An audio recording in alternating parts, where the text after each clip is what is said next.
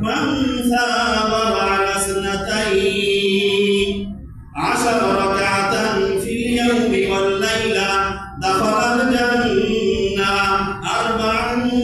قبل الظهر وركعتين بعدها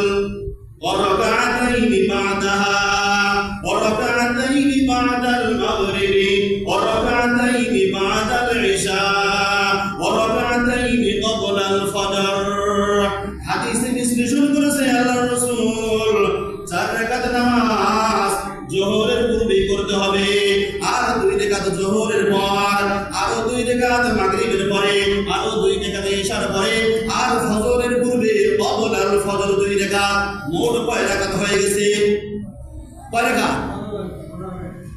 12 রাকাত